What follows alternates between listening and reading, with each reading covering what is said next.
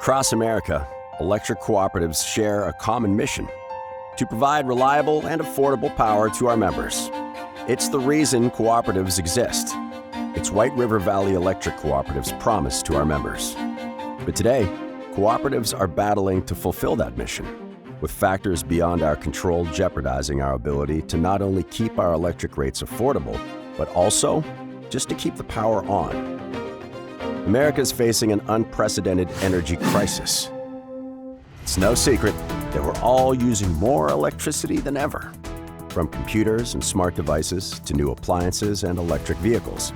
None of these things were even imaginable when the country's power infrastructure was built decades ago. Cooperatives embrace innovation, but technology is definitely straining the power grid. We all love our Amazon and Google and Netflix and online banking, but it takes powerful data centers that run 24/7 to support those cloud computing services. Today, data centers make up 2% of America's energy usage, consuming 10 to 50 times the amount of energy that a typical commercial office building uses. Climate change is taking a toll on energy consumption, too.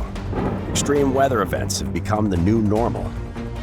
2023 was the hottest on record in 2,000 years by a huge margin.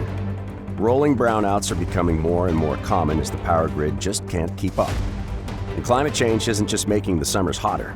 The Arctic is warming 4 times faster than the rest of the planet, resulting in disruptions in the polar vortex and changes in the jet stream.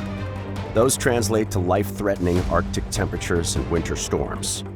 This past winter, power suppliers issued peak energy alerts asking consumers to conserve electricity.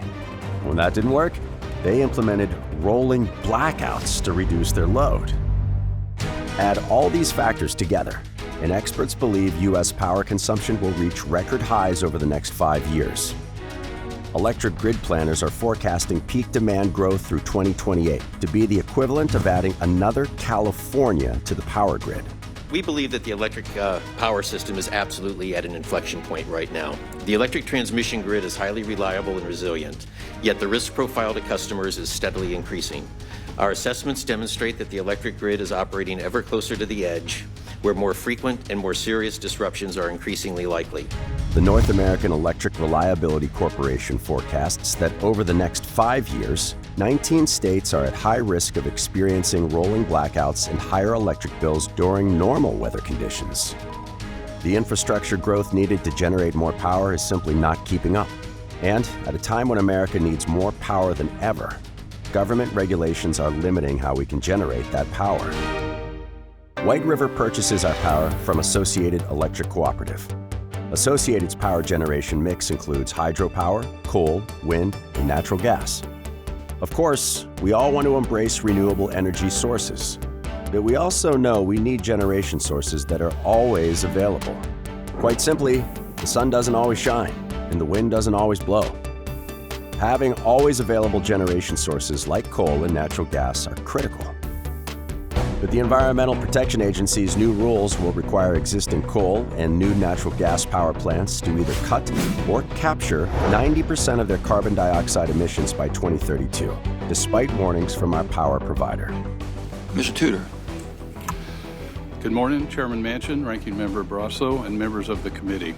Thank you for the opportunity to testify today on the threats to electric reliability and affordability.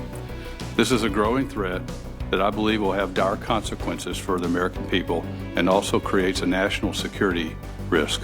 To reach the EPA's aggressive goals, power plants will either have to make a costly switch to a cleaner power production method or purchase expensive equipment to capture and store these emissions.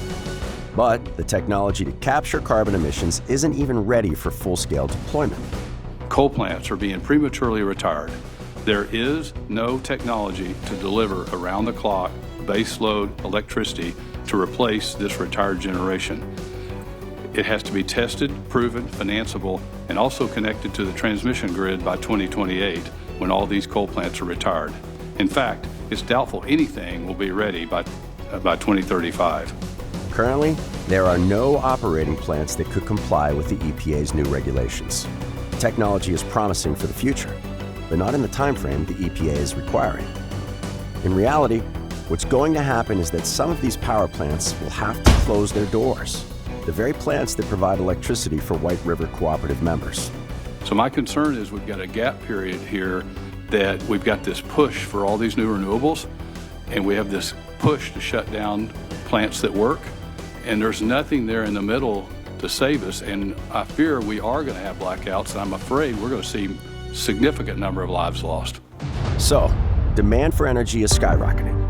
The supply chain is not keeping up, and the EPA is practically closing our power plants. We all know what this means. Limited supply plus greater demand equals higher prices for power that you can't even count on. Fortunately, while we can't stop the demand for more energy, there's still time to stop these unachievable and unrealistic EPA requirements. White River encourages our members to take action by going to 4energyreliability.com to easily tell your government representatives what you think about these new rules. Cooperatives know that having reliable, affordable power is the foundation to a strong economy and strong communities. And for our members, it's not a luxury, it's a necessity. White River Valley Electric Cooperative is committed to standing with cooperatives across the country as we fight for the best interests of our members.